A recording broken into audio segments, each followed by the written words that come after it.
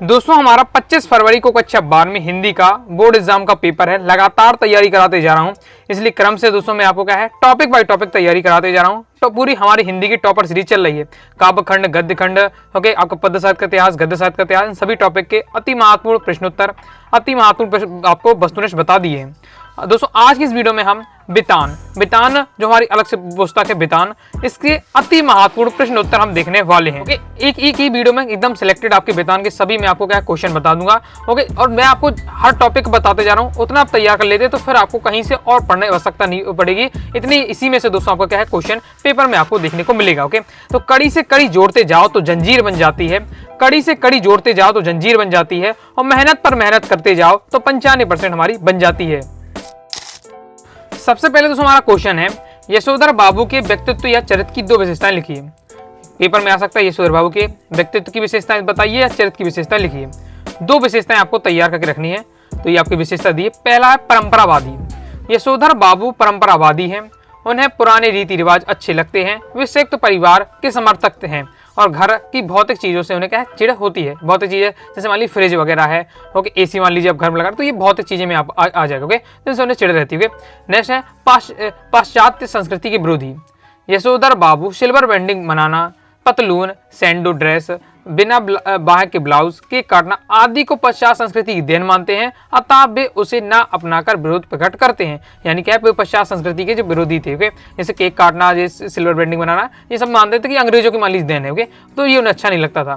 तो ये आपके दिए हुए है यशोधर बाबू के चरित्र की विशेषता, बिल्कुल सिंपल है, परंपरावादी और पाश्चात्य संस्कृति के विरोधी। ओके, ये आपको तैयार लिखना, हेडिंग बस याद रखिए, परंपरावादी और पाश्चात्य संस्कृति के विरोधी, उसके बारे में तो आप एक ही लाइन आप लिख ही पाएंगे। नेक्स्ट हमारा क्वेश्चन है, सिल्वर बैंडिंग की मुख्य समस्या क्या है। सिल्वर बैंडिंग जो हमारी यहाँ हो जाएगी, सिल्वर बैंडिंग कहानी है, उसकी मुख्य समस्या क्या है, उसमें किस समस्या के बताया जाता है। तो इस कहानी में पुरानी पीढ़ी अपनी समय की परंपराओं, मर्यादाओं, संबंधों आदि को नई पीढ़ी में देखना चाहती है। यानी जो पुराने लोग हैं, ओके, मतलब हमारे दादाजी लोग हैं, तो वो चाहते हैं कि जैसा हमने अपना जीवन जिया है जिस हिसाब से, उस हिसाब से आगे वाली पीढ़ी भी जियोगे, और जो हमने नियमों का पालन किया वही वो भी आने वाली नई पीढ़ी भी करे। लेकिन उधर नई पीढ़ी हर दृष्टि से पुराने को त्याग कर नवीनता को पसंद करती है, लेकिन जो नई वाली पीढ़ी है वो पुराने को बिल्कुल पसंद नहीं करती, पुराने तौर तरीकों, उन्हें अपना नया तौर तरीका ही पसंद आता है।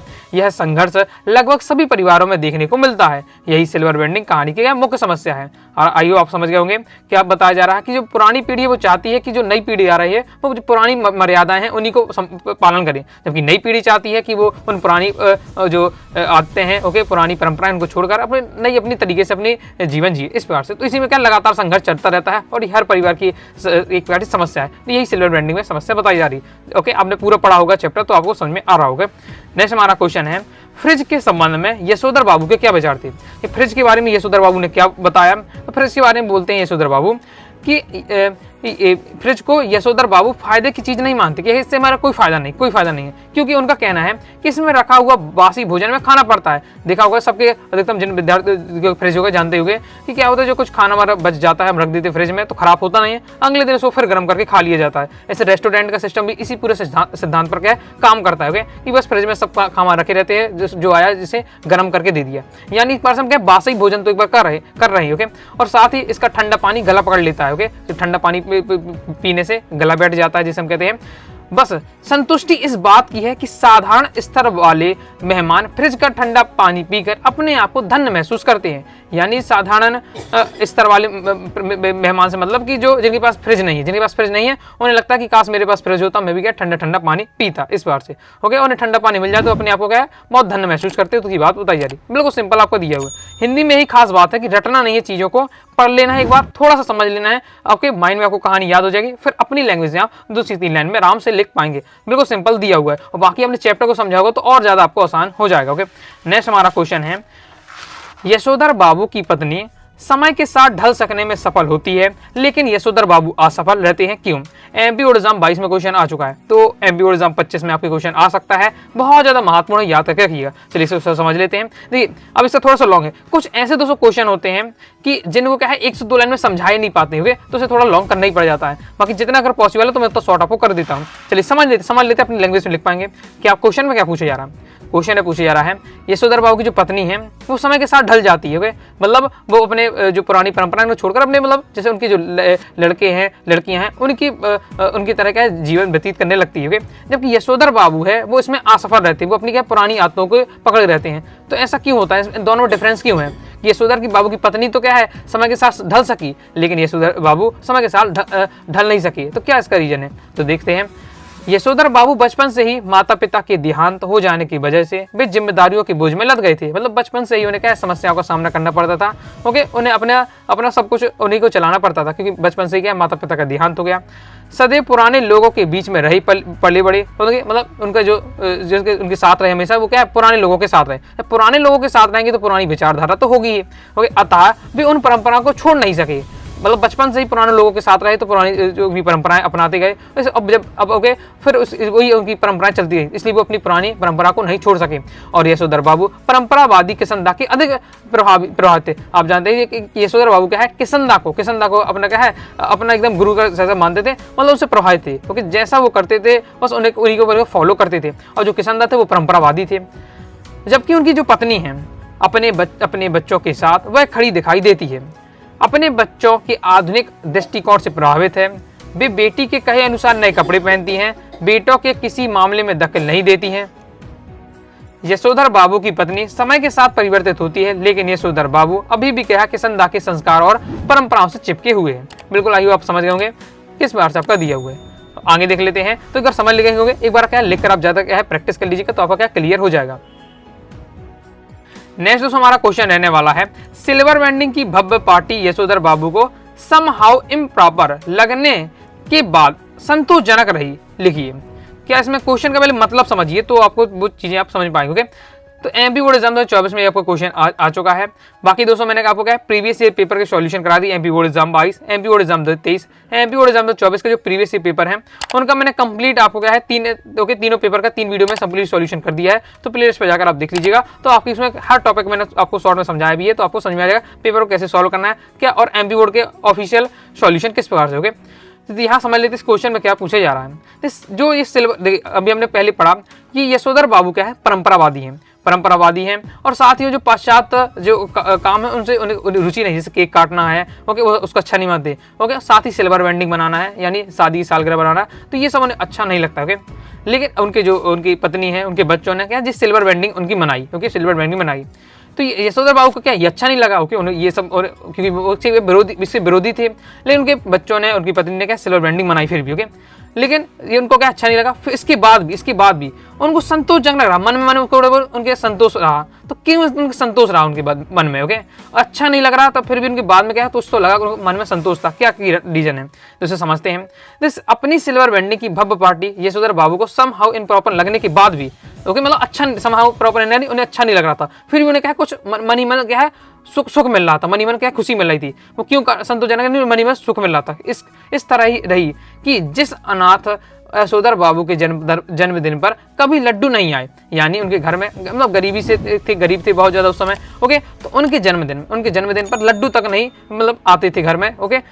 जिनकी कर्जा लेकर अपना विवाह किया उन्हें जो शादी हुई उनके कर्जा लेकर हुए, उनके विवाह की 25वीं वर्षगांठ पर केक, मिठाई, नमकीन, कोल्ड ड्रिंक, चाय ये सब मुझको मौजूद था। क्या बताया जा रहा है कि उन बस अपना कंपेयर कर रहे हैं कि हम एक ऐसा समय था मेरे साथ कि जब मेरे पास जन्मदिन पे एक लड्डू तक नहीं आता था, शादी भी बहुत ज्यादा कर्जे में हुई, लेकिन आज क्या है, आज ऐसा समय है कि आज क्या है केक और नमकीन ये सब वगैरह है और सबको खिलाया जा रहा है, तो इसके उन्हें सुकून था। बाकी उन्हें सिल्वर वेंडिंग अच्छा नहीं लगा, लेकिन इस बात पर उन्हें क्या सुकून मिला, संतोषजनक मिला। आइए आप समझ गए होंगे। नेक्स्ट देख लेते हैं।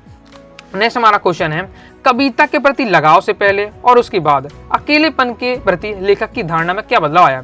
लेखक हैं तो लेखक के आपको यहाँ दो पक्ष आपको बताना है। एक तो लेखक हैं, तो लेखक के पहले क्या है कविता के प्रति लगाव, उससे लगाव जब तक उससे प्रेम नहीं होता, कविता से जब से नहीं बनती थी उससे पहले उनकी क्या कंडीशन थी। लेखक हैं ओके, लेखक को पहले क्या है कविता से प्रेम हो गया, लेकिन कविता लड़की नहीं है, कविता यानी पोएम ओके। भाई लगता आपके प्यार में गिर गई भाई। तो यहाँ कविता से प्रेम हो गया, तो उसके पहले उनके क्या विचार थे ओके, और उसके बाद उनके क्या विचार हुए और अकेलेपन में बताना ओके। तो देख लेते हैं। कविता के प्रति लगाव से पहले लेखक की धारणा अत्यंत कठोर व दुखदायक थी। ओके, मतलब लेखक की स्थिति क्या है, बहुत ज्यादा दुखदायी थी। क्यों थी? क्योंकि उन्हें जो अकेलापन था बहुत खटकता था, अकेलापन खटकता था, वह जल्दी थक जाता था तथा उसे काम के प्रति निरस्ता उत्पन्न हो जाती, मतलब काम करने में कोई मन नहीं लगता था।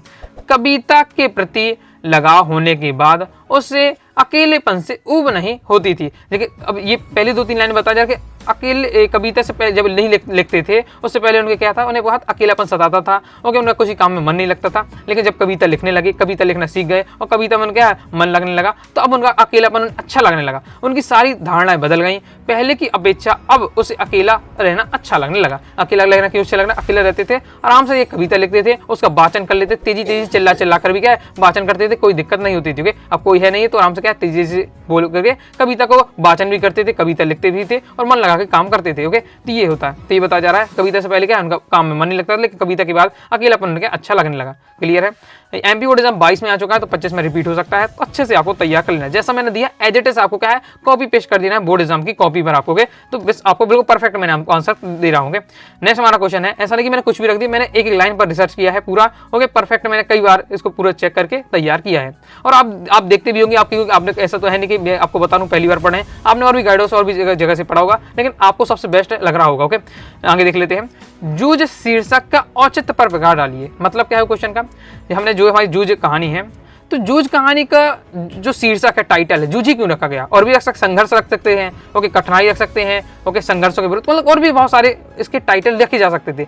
लेकिन कवि जो लेखक है उसने इसका जूझ ही क्यों रखा, औचित्य पर प्रकाश डालिए, यानी कि जूझ ही शीर्षक क्यों रखा?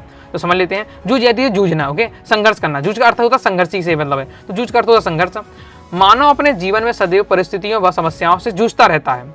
इस पाठ का शीर्षक जूझ पूरे अध्याय में व्याप्त है। इस प्रकार लेखक ने अपनी आत्मकथा का शीर्षक जूझ उचित ही रखा, अतः यह शीर्षक सर्वथा उपयुक्त है। देखिए, पहले ही तो क्या है, ये जूझ है, एक आत्मकथा है। आत्मकथा क्या है? लेखक अपने बारे में बताता है। तो हमने देखा कि जूझ में लेखक ने अपने जीवन के जो संघर्ष उसको बताया, किस प्रकार से उसका है पढ़ाई से वंचित रखा जाता था। उसने क्या है अपनी माताजी से कहलवा के माताजी से कहा कि दत्ताजी राव से क्या है कहलवा दिया कि उनके पिताजी से क्या स्कूल के लिए कह दे। ओके, फिर स्कूल जाते रहा। तो इस प्रकार से बहुत सारे उसने संघर्ष किए। तो उस पूरे हम कहानी में देखते हैं कि उसके जो लेखक है उसने लगातार संघर्ष किया, हर पग पर संघर्ष किए, मतलब जूझता रहा। ओके, जीवन से जूझता रहा। इसलिए क्या है, इसका उन्होंने जो शीर्षक रखा वो क्या रखा, जूझ रखा। बाकी आंसर कैसे लिखना है बिल्कुल सिंपल आपको दिया हुआ है कि सदैव परिस्थितियों और समस्याओं में क्या जूझता रहा है, इसलिए इस पाठ का नाम उसने क्या रख दिया, शीर्षक क्या रख दिया लेखक ने, जूझ। ओके, रख दिया। ओके, नेक्स्ट हमारा क्वेश्चन है, लेखक के पिता ने आनंद को पाठशाला भेजते समय क्या शर्त रखी? एमपी बोर्ड एग्जाम 2023 में क्वेश्चन आ चुका है। यानी जो आनंद हैं, आनंद हमारे लेखक हैं, तो उनको क्या है स्कूल जाने के लिए, पाठशाला जाने के लिए क्या है उनके पिता ने कह दिया, लेकिन शर्त रखी कि इस शर्त पे जाके स्कूल जाने को मिलेगा। क्या कौन सी शर्त थी? एमपी बोर्ड एग्जाम 23 में आ चुका है, रिपीट क्वेश्चन हो सकता है तो पढ़ के रखना है। आनंद के लिए उसके पिता ने शर्त रखी कि वह दिन निकलते ही खेत जाकर पानी देगा। सबसे पहले क्या है, उठते ही क्या तुरंत क्या है खेत में जाकर पानी देना है। सुबह खेत जाते समय बस्ता भी साथ ले जाना है और 11 बजे ही स्कूल जाना होगा। मतलब उसके पिता ने कहा कि पढ़ना है पढ़ो, लेकिन क्या ये खेत का काम नहीं छोड़ना है, खेत का काम करना है। तो पूरे सुबह से उठ के 11 बजे स्कूल लगता है, जैसे आपका भी 10 बजे स्कूल लगता होगा, तो आपको क्या सुबह से उठकर बस क्या है 10-11 बजे तक पूरा पहले खेत का काम करो, उसके बाद स्कूल जाओ, ये शर्त थी। सिंपल है। नेक्स्ट हमारा क्वेश्चन है कि जूझ कहानी के प्रमुख पात्र आनंदा के स्वभाव की विशेषता लिखिए। जूझ कहानी है, इसका प्रमुख पात्र कौन है? आनंद। ओके, आनंदा है, तो आनंद का ही आनंदा है। ओके, तो इसकी आपको क्या स्वभाव की विशेषता लिखनी है। चलिए देख लेते हैं। या इसके क्या चरित्र चित्रण आ सकता है, व्यक्तित्व, जिस प्रकार से हमने अभी किसका देखा था, यशोधर बाबू का देखा था व्यक्तित्व। ओके, या चरित्र की विशेषता, सेम इसी बार से इसका आनंद के स्वभाव की या चरित्र की विशेषता आ सकती है, तो ये आपको लिखना है। ओके, 3 पॉइंट मैं आपको बता रहा हूँ उनकी विशेषता में, आपको ये 2 पॉइंट आप पढ़ लीजिएगा। पहला तो है पढ़ने का इच्छुक, कि आपने देखा कि पढ़ने का इच्छुक था, क्योंकि पिता ने उसके पढ़ने मना कर दिया था, लेकिन उसने क्या अपनी माताजी से कहा और फिर उसके क्या है दत्ताजी राव से सेटिंग वगैरह करवा के पूरा उसने है पिताजी को मना लिया स्कूल जाने के लिए। तो पिता द्वारा पढ़ाई रुकता देने के बावजूद वह पढ़ने के लिए लालायित था, अतः उसने अपने मन की बात माँ से कही और पिता पर दबाव डालने के लिए क्या है दत्ताजी राव के पास गया। क्लियर है। दूसरा परिश्रमी था। आनंदा बेहद जो आनंदा है वो बेहद परिश्रमी था। वह रोज खेतों में पानी देता था, फिर पशु चराता था, फिर विद्यालय जाता था और सारा दिन काम में क्या व्यस्त रहता था। फिर रचनाकार, वह ईश्वर प्रदत्त कवि हृदय का था। तभी छोटी सी उम्र में क्या है मास्टर सोल्डिगर के थोड़े से मार्गदर्शन से ही कविताएं लिखने के लिए और लिखने और गाने लगा। यानी क्या है मतलब उसके अंदर ये लिखने का भी टैलेंट आ गया था बचपन से ही। तो ये क्या है 3 विशेषताएं दी हुई है, पढ़ने की इच्छा थी, परिश्रमी था और रचनाकार था। ओके, तो ये पेपर में आपको वही 2 पॉइंट आपको इस पार्ट से बता देने। बहुत ज़्यादा सिंपल, बहुत ज़्यादा ईजी लैंग्वेज में दिया हुआ है। आई होप दोस्तों आपको समझ में आ रहा होगा। आगे देख लेते हैं। आगे बढ़ने से पहले बताना चाहूंगा, प्रॉपर तैयारी करना चाहते कम समय है, पूरा पीडीएफ मटेरियल प्राप्त करना चाहते हैं आप पूरे हिंदी का, ओके, चाहे बुक वाला हो, बुक इंपॉर्टेंट हो, चाहे आपका ग्रामर वाले टॉपिक, मतलब complete A to Z Hindi की आपकी सिलेबस हो जाएगी, सिलेबस आप कंप्लीट हो जाएगा 3 से 4 दिन में। ओके, प्रॉपर तैयारी करना चाहते हैं हिंदी का कोर्स ले सकते हैं। तो कोर्स को दोस्तों ज्वाइन करने के लिए 90 39 53 44 79 इस दिए व्हाट्सएप नंबर मैसेज करके आप क्या कोर्स के बारे में जानकारी लेकर कोर्स ले सकते हैं। कोर्स की दोस्तों फीस की बात करें तो 249 रुपये का आपका कोर्स है। ओके, लेकिन कम समय रह गया है तो इसमें आपका है 50 रुपये पूरा ऑफ कर दिया गया है। तो अब यह कोर्स केवल आपका है 199 रुपये में दिया जा रहा है। तो कंप्लीट हिंदी की तैयारी हो जाएगी, साथ ही प्रीवियस ईयर मॉडल पेपर और प्रैक्टिस पेपर रहेगा। साथ ही मेरी क्या स्पेशल गाइडेंस रहेगी कि कैसे आपको क्या है पूरी तैयारी करनी है कम समय में। नेक्स्ट हमारा क्वेश्चन है, श्री सोल्डिगर की अध्यापन की उन विशेषताओं को रेखांकित करें जिन्होंने कविताओं के प्रति लेखक के मन में रुचि जगाई। क्या क्वेश्चन पूछा जा रहा है कि आपको यहाँ क्वेश्चन में ये तो फिक्स है कि आपको क्या है जो मास्टर हमारे या अध्यापक सोल्डिगर हैं उनकी आपको विशेषता बतानी है, लेकिन उन विशेषताओं पर उनकी फोकस करना है कि उनमें क्या क्वालिटी थी कि उन्होंने क्या लेखक के मन में क्या है रुचि जगाई। लेखक का पहले मन नहीं था, लेकिन क्या मास्टर सोल्डिगर को या अध्यापक सोल्डिगर को देखकर ही लेखक को मन में लगा कि यार मैं भी क्या है कविता लिख सकता हूँ, तो उन्हीं ने रुचि जगाई। तो उनमें ऐसी क्या क्वालिटी थी कि इसमें सोल्डिगर की वो आपको बताना है। तो ये आपका रहने वाला है, इस प्रकार से आपको लिखना है कि श्री सोल्डिगर मराठी के योग्य अध्यापक थे। ओके, ऑब्जेक्ट में अक्सर पूछा जाता है। ओके, प्रीवियस ईयर में आ भी चुका है सोल्डिगर किसके अध्यापक थे, तो मराठी के। लेखक बताता है कि कक्षा में पढ़ाते समय वे स्वयं में रम जाते थे, यानी मतलब इतने मतलब इस मगन तरीके से पढ़ाते थे कि स्वयं में अपने क्या रम जाते थे। उनका कविता पढ़ाने का अंदाज बहुत ही अच्छा था। वे गाकर कविता पाठ करते, सुरीला गला, छंद की बढ़िया लय ताल और उसके साथ ही उनके पास रसिकता भी थी। यानी क्या उनका पास सुरीला गला भी था, छंद की लय अच्छे तरीके से बढ़िया तरीके से ताल लय ताल भी जानते थे। ओके, और साथ ही क्या है सुनने के और सुनाने की बहुत ज़्यादा रुचि करते थे। ओके, पुरानी नई मराठी कविताओं के साथ साथ उन्हें अनेक अंग्रेजी कविताएं भी कंठस्थ थी। इन सब कारणों से लेखक के मन में कविताओं के प्रति रुचि जागी। ओके, मतलब वो स्वयं इतने ज़्यादा उसमें माहिर हासिल प्राप्त थी, उनके प्रति भी रुचि जाग गई। जैसे अब मैं क्या है मैं हिंदी ने क्या है मैंने बहुत ज़्यादा काम किया है। ओके, मैंने भी क्या है आपको बताया था 98 नंबर थे मेरे 12th में भी। ओके, हिंदी में लगातार मैंने क्या है मेहनत की है, तो अब मैं आपको क्या है उसको और इजी अपने नॉलेज का यूज करके ओके किताबी और अपना नॉलेज मिलाकर बहुत ज़्यादा इजी आपको कर रहा हूँ, ताकि आपको क्या है चीज़ें आपको आसान हो जाएं। ओके, और आपने देखा भी होगा और किताबी भाषा से मैं थोड़ा सा आपको क्या है हटकर समझाने का प्रयास करता हूँ, ताकि आपको हिंदी आसान लगे। हिंदी मुझे सबसे ज़्यादा आसान सब्जेक्ट है और बहुत सारे विद्यार्थी वही हिंदी सबसे ज़्यादा कठिन लगता है। तो मैं चाहता हूँ कि जिन विद्यार्थियों को सबसे ज़्यादा कठिन लगती है उन्हें क्या है हिंदी सबसे ज़्यादा आसान लगने लगी। ओके, इसलिए मैं क्या उसके लिए है लगातार काम करता रहता हूँ, उसके लिए आपको सोचता रहता हूँ कि आपको कैसे बताया जाए। ओके, तो आइए आप समझ होंगे क्या इसमें बताया जा रहा है कि सोल्डिगर की मैं आपको यहाँ विशेषता बता दी अध्यापक सोल्डिगर की, तो ये सब उनकी क्या है विशेषता है। ओके, क्लियर है। आगे नेक्स्ट हमारा क्वेश्चन है, एमपी बोर्ड एग्जाम 2023 में क्वेश्चन आ चुका है, तो ये एकदम तैयार करके रखना है, 25 में रिपीट हो सकता है आपका। ओके, तो मोहनजोदड़ो के घरों, यहाँ आपका मोहनजोदड़ो के क्लियर से कर लीजिएगा। ओके, मोहनजोदड़ो के घरों की आपको 2 विशेषता बतानी है, घरों की विशेषता बतानी है। 2 क्वेश्चन आपके पूछे जाते हैं, एक आपका घरों की विशेषता, एक आपका नगर की विशेषता। देखिए नगर की विशेषता एमपी बोर्ड एग्जाम 24 में आया और घरों की विशेषता है आपका एमपी बोर्ड एग्जाम 23 में। ओके, तो घरों की विशेषता हम देख लेते हैं। तो ये आपकी 3 विशेषता दी है कि सड़कों के दोनों ओर मकान होते हैं, मकान का पिछला भाग क्या सड़क की तरफ रहता है, जो मकान का जो पिछला भाग है वो है सड़क की तरफ। ओके, और घरों में क्या खिड़कियां प्राय नहीं होती हैं। तो ये बिल्कुल सिंपल आपकी दी हुई घरों की विशेषताएं, तैयार कर लीजिएगा। नेक्स्ट हमारा क्वेश्चन है, किन आधार पर कहा जा सकता है कि सिंधु सभ्यता राजतंत्र नहीं थी? ऐसे कौन से कारण हैं जिनसे हम कह सकते हैं कि इसमें राजतंत्र नहीं था? ओके, राजतंत्र का मतलब होता है कि इसमें क्या किसी एक महान शासक का राज्य हो। ओके, और बहुत बड़ा क्या है उसमें युद्ध वगैरह भी हुए हैं और ये सब मतलब ये राजतंत्र था। ओके, राजा का शासन होता है, राजा का शासन है और बहुत ज़्यादा युद्ध हो रहे होंगे, तो वो राजतंत्र के अंतर्गत आता है। तो हम कह सकते हैं कि सिंधु सभ्यता में राजतंत्र नहीं था। तो किन आधारों पर हम उस बात को कह सकते हैं? तो मोहनजोदड़ो में सिंधु सभ्यता के जो भी अवशेष प्राप्त हुए हैं उनसे हमें ज्ञात होता है कि वह एक शिष्ट व विकसित सभ्यता थी। उसमें औजार तो मिले पर हथियार नहीं। क्या बताया जा रहा है? क्योंकि अगर युद्ध होगा उस सिंधु सभ्यता तो हमें पता नहीं कैसी क्या थी, लेकिन अगर हमें वहाँ खुदाई हुई है, ओके, अवशेष मिले हैं, तो हमें औजार तो मिले हैं। ओके, औजार हो जाते हैं काम करने के लिए, जैसे ओके, हल वगैरह मिल जाता। तो ये सब औजार तो मिले हमें, लेकिन हथियार नहीं मिले। अगर हथियार होते तो ये युद्ध वगैरह होता, वहां तो हथियार की आवश्यकता होती है। अब जहां युद्ध की आवश्यकता नहीं है तो क्या हथियार की जरूरत ही नहीं है। ओके, इन आधार पर विद्वान यह मानते हैं कि यह सभ्यता समझ से अनुशासित सभ्यता थी, ना कि क्या राजशक्ति की ताकत थी। यानी क्या है, इसमें एकदम लोग थे, वो सभ्य लोग थे। ओके, तभी तो वो औजार रखते थे, लेकिन हथियार से उन्हें कोई मतलब नहीं था। और हथियार लोग कब रखता है, जब क्या युद्ध की संभावना हो इस प्रकार से। वहाँ हथियार तो एक भी मिले नहीं है, केवल औजार मिले हैं। इससे हम समझ सकते हैं कि वो राजतंत्र नहीं थे, एकदम वहाँ के अनुशासित सभ्य लोग थे। इस प्रकार से आइए आप समझ गए होंगे। नेक्स्ट हमारा क्वेश्चन है, अतीत में दबे पांव, पाठ के आधार पर शीर्षक की सार्थकता सिद्ध कीजिए।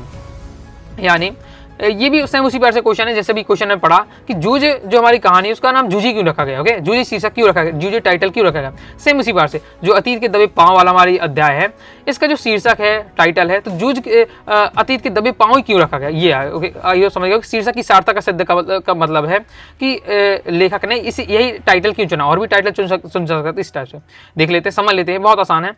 अतीत में दबे पांव लेखक के वे अनुभव हैं जो इन्हें सिंधु घाटी की सभ्यता के अवशेषों को देखने के समय हुए हैं। मतलब अतीत के दबे पांव वाले चैप्टर में क्या बताया जा रहा है कि सिंधु, जब जो लेखक है वो सिंधु घाटी सभ्यता को देखने गया तो उसने जो जो वहाँ अवशेष देखे उसके अनुभव किया, उसको क्या उसने लिख दिया इस चैप्टर में।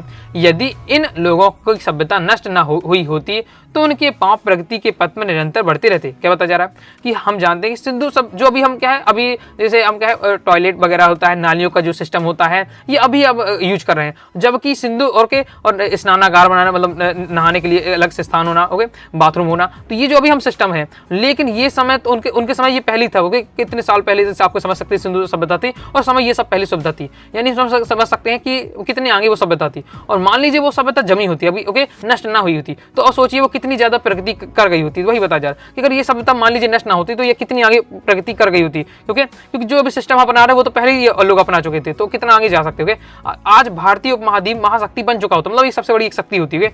मगर दुर्भाग्य है कि ये प्रगति की ओर बढ़ रहे सुनियोजित पांव अतीत में ही दब रह गए। लेकिन ये हमारी दुर्भाग्य की बात है कि हमने देखा कि जो ये प्रगति की ओर बढ़ रहे थे, प्रगति की ओर यानी क्या नई नई ऊंचाई छोटे नए आविष्कार करते जा रहे थे, लेकिन इनके जो अब इनका क्या है अपने पता, अपने अगर इतिहास के विद्यार्थी हैं, पहली चैप्टर में हड़प्पा वाला चैप्टर है, तो हमने देखा कि उसमें क्या है भूकंप, कुछ विद्वान बातें भूकंप आ गया, कुछ कहते हैं कि क्या है बाढ़ आ गई। इस प्रकार से अलग अलग विचारधारा है सबकी कि तो इससे क्या है ये पूरी जो सभ्यता है समाप्त हो गई। तो इससे क्या है इनके जो पांव है, इनके पांव अतीत में दब गए, यानी उनके पांव दब गए। तो अतीत में दबे पांव यानी इतिहास में उनके क्या है पांव दब गए हैं तो लेकिन अब लेकिन वर्तमान में नहीं है, पहले समय में थे लेकिन अब नहीं। इसके लोग के पांव क्या है अतीत में दब चुके हैं। इस प्रकार से वो लेखक ने सेट किया है अतीत में दबे पांव। आई होप दोस्तों समझ गए, बहुत ज्यादा इसको परफेक्ट इसका आंसर तैयार किया गया। ओके, नेक्स्ट हमारा क्वेश्चन है, मोहनजोदड़ो को देखते देखते लेखक को किसकी याद आ गई। कम इंपॉर्टेंट देख लेना है।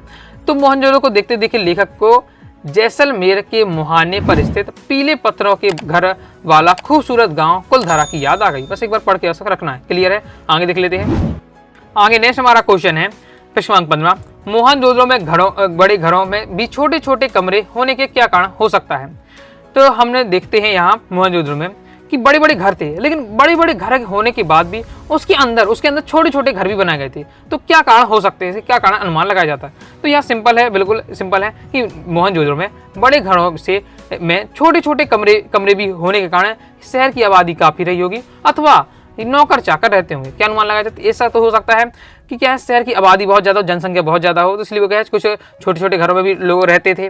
या फिर दूसरा अनुमान लगाया जाता है कि नौकर चाकर हो, जैसे कोई बड़ा घर है तो बड़ा घर में क्या है मैन लोग तो रहते हैं, साथ ही उनके नौकर के लिए भी क्या है, नौकर भी उनके साथ हमेशा रहना है, तो नौकर के लिए भी एक छोटा सा रूम बना दिया जाता, तो वो हो सकता है। देख लेते। अब बाकी देखिए, आप बहुत सारे विद्यार्थी के सर आप इतना सारे क्वेश्चन बता देते, हमें तो आया था कि आप 4-5 क्वेश्चन बताएंगे उसमें काम हो जाएगा। ओके, देखिए हिंदी में ऐसा है कि बस सुनते, जैसे आप वीडियो देख रहे हैं सुनते ही जा रहे हैं, समझते जा रहे हैं, बस अब इतना मैंने आपको समझा दिया, तो अब आपने याद करने की आवश्यकता नहीं, आप समझ गए कि हाँ यार छोटे छोटे घर होंगे यानी नौकर के लिए। अब क्वेश्चन आता तो आप आराम से लिख पाएंगे। तो ये क्वेश्चन ऐसे 1-2 क्वेश्चन हो सकते हैं बहुत ज्यादा डिफिकल्ट, उनका आपको प्रैक्टिस करना है। बाकी आपको क्या है 80% ऐसे क्वेश्चन होंगे जो आपको सुनते ही याद हो जाएंगे। ओके, आगे नेक्स्ट हमारा क्वेश्चन है, पुरातत्ववेत्ताओं ने किस भवन को कॉलेज ऑफ पृष्ठ कहा है। मतलब ऐसे जो पुरातत्ववेत्ता देख रहे थे उन्हें भवन मिला जिन्होंने कहा कॉलेज ऑफ पृष्ठ कहा है, लेकिन किस भवन को कहा है। तो महाकुंड के उत्तर पूर्व में एक बहुत लंबे भवन के अवशेष हैं। इसके बीचों बीच दलान, 3 तरफ बरामदे तथा छोटे छोटे कमरे हैं। इसे पूरे विद्ताओं ने क्या धार्मिक अनुष्ठान का स्थान माना। ये नहीं कि स्थान मिला जो बीचों बीच क्या है दलान, 3 तरफा क्या है बरामदे है और एक छोटा सा कमरा है, जिन्हें पुरोहितों को समझ में आता है कि यह कोई ना धार्मिक अनुष्ठान वाला स्थान होगा, मैं यहाँ पूजा पाठ हुआ करती है। इस नजरिए से जब उन्हें लगा कि यहाँ क्या धार्मिक अनुष्ठान होता है यानी पूजा पाठ होती है इस स्थान में, तो उन्होंने इसको क्या कहा, कॉलेज ऑफ प्रीस्ट्स का नाम दिया। क्लियर है, आगे देख लेते हैं दोस्तों। वीडियो को लाइक नहीं किया लाइक जरूर कर दीजिएगा। अभी देख लीजिए मैं आपको बताता हूँ, क्योंकि ओके 12:50 होने वाली है, ओके रात का 12:50 होने वाली है, सभी लोग सोए हुए हैं, फिर भी मैं क्या लगातार मेहनत कर रहा हूँ कि आपको क्या पूरा कंप्लीट आपका सिलेबस कम समय रह गया तो यार आपको करा दूंगे, तो वीडियो को लाइक जरूर कर दीजिएगा। आगे देख लेते हैं, सिंधु सभ्यता साधन संपत्ति पर उसमें क्या भव्यता का आडंबर नहीं था, कैसे क्या बताया जा रहा है क्वेश्चन में। ओके मैं इसलिए थोड़ा आराम से बोल रहा हूँ क्योंकि सब सोए हुए हैं, ज्यादा हल्ला करूंगा तो दिक्कत हो सकती है। ओके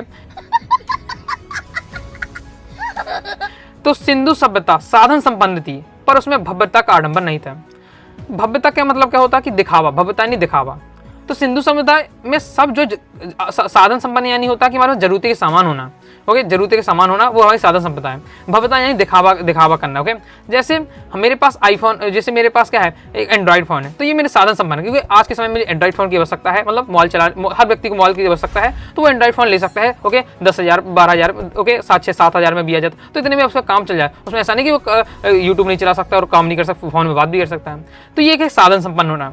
लेकिन भव्यता का आडंबर का मतलब है कि आईफोन ही चाहिए, अब तो मैं आईफोन ही चलाऊंगा, तो ये भव्यता का आडंबर, ये भव्यता दिखाना है क्योंकि आईफोन का भव्यता से माना जाता है। अब हम तो क्या है काम क्या है 10,000 वाले मोबाइल भी कर सकते हो, तो 1 लाख 1.5 लाख 2 लाख के मोबाइल के लिए, तो ये हो जाता है भव्यता का मतलब। ओके तो ये जो सिंधु सभ्यता थी उसमें साधन संपन्न थी लेकिन भव्यता नहीं थी, तो आप कैसे कह सकते हैं, तो हम देख लेते हैं। बिल्कुल सिंपल आंसर दिया हुआ है, सुनते ही आपको समझ में आ जाएगा।